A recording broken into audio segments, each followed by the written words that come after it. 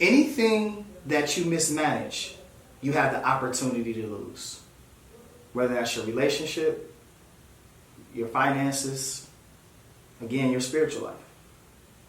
Money management is so critical to building wealth because it doesn't matter how much you make, it's about what you can manage. Prime example, athletes. Typically, most athletes go broke within the next 5 to 7 years after their retirement. Why is that? They make millions and millions of dollars. I remember one day I was at the casino and I ran into one of my favorite basketball players, Allen Iverson. And I was just wondering, I said to myself, why is he in the casino? It was a direct result of, if you look up his net worth, he's worth less than $1 to $2 million. Thankfully, he has a $32 million payout coming from Reebok. But the point still remained. He made over $150 million. How is it that he went from 150 to $2 million? Money management. See, most people don't know how to allocate their resources correctly. What they do is, as much money comes in, as much money goes out. They don't save for a rainy day. They don't set a reserve for investments. They don't buy assets that will produce wealth in long term. They simply get their paycheck, they pay their bills, they try to save what's left over, and they may party, go out, and spend it on themselves. And although I'm not knocking anyone that does that, that will not get you to wealth. So let's start with this one thing.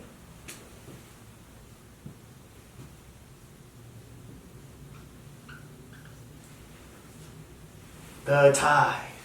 Tithe and offerings. Now I know what you're thinking. You don't want to give your money to the church. But it's not really about the church. It's about what the tithes represent. Tithing represents sacrifice to God. And as a bear witness, whenever you pay 10%, whether it's to a church, a charity, or an individual, God honors that. He honors that sacrifice that you make, and it also lets him know who's really in charge of the resources that he gives you. See, ultimately, we're nothing more than stewards. We own nothing in this life. We are managers of the resources that he gives us. And I can promise you, as the richest race is the Jewish community, this is a key principle to their success. Tithing. Number 2, assets. Now I know everybody talking about assets, but what does assets mean? I'm going to break it down as simple as I can. Assets are literally what put cash in your pocket. If it doesn't produce money for you, it's not an asset. Now, I'm not saying that it's not a necessary expense, but it's not an asset. Case in point. Say, for example, you buy a property.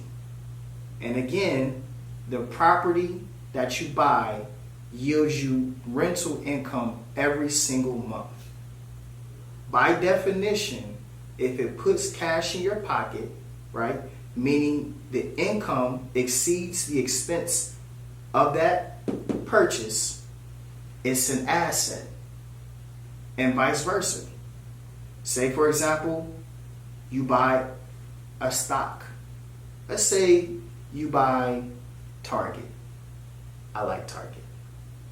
And let's say when you buy Target, you then hold the share for 3 months and you're able to get what's called a cash dividend.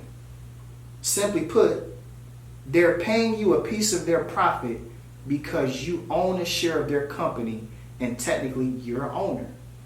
That is what you call an asset because that investment yielded you cash flow. This is something critical that the wealthy people, they focus on extremely.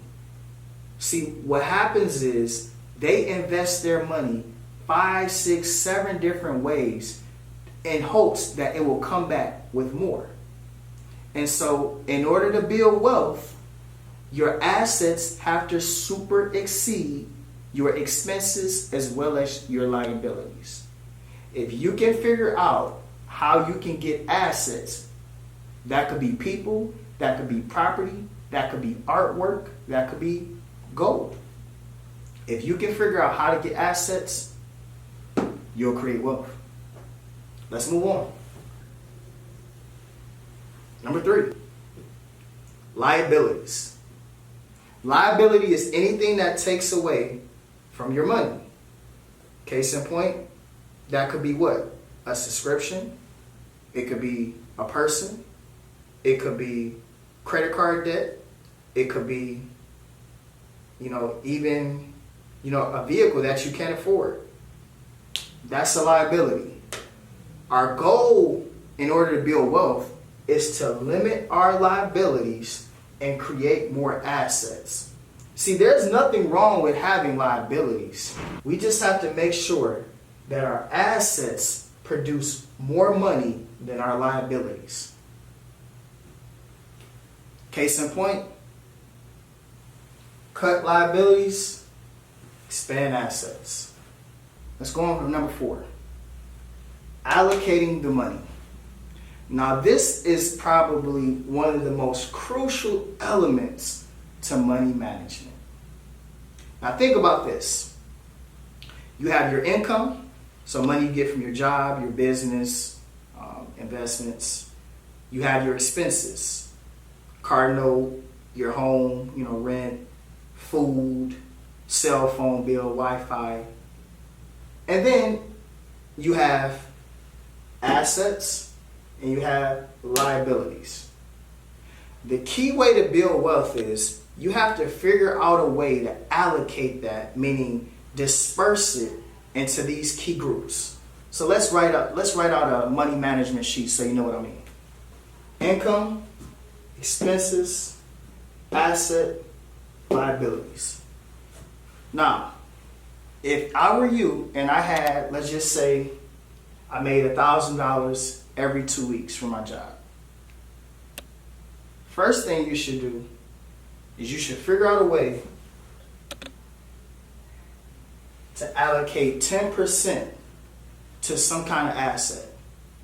So whether that's putting more money into your side hustle, maybe that's buying a couple shares of gold or stock, or maybe that's,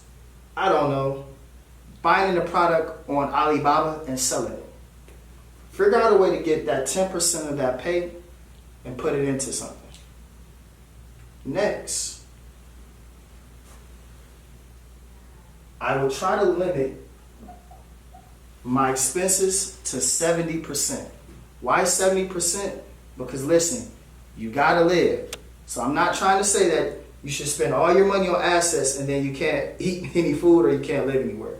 I'm not saying that at all. What I am saying is try to stay around 70%.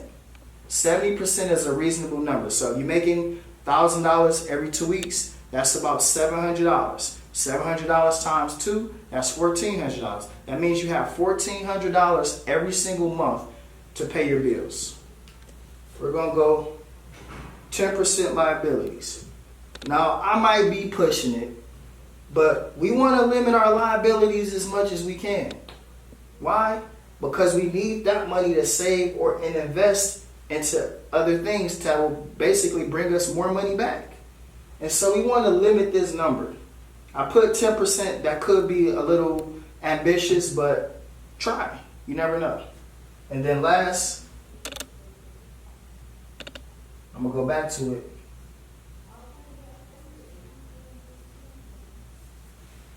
That tithes and offering.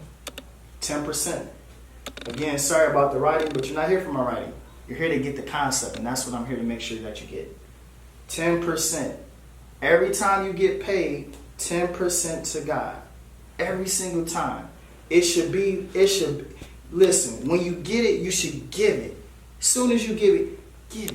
I promise you, the doors will open for you with new opportunity. Because think about it like this.